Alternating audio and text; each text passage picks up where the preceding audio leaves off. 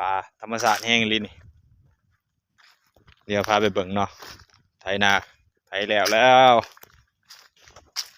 ให้หนึ่งเนาะมาเก็บใหม่จูดออกเนาะเพราะแถวให้หน้ามันสิห้องบักใหม่จูดทิมน้ำเนาะผมอยู่แถวให้หน้าน้ำมันดะไถบ่ได้นี่ก็ธรรมศาสตร์แห้งเลยพี่น้องสุกใดสีเทาบ้านเฮาเนาะ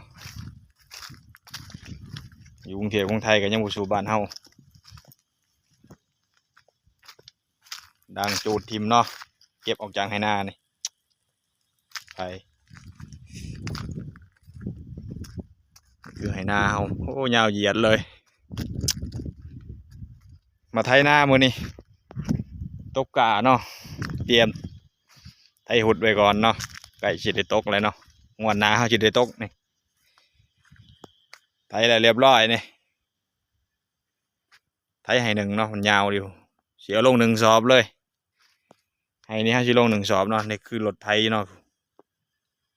รถไถเขาจอดไว้อยู่โฮมเด้เก็บต้นใหม่เนาะเด้โอ้มแดดเลยไกลเนาะป่าทุ่ม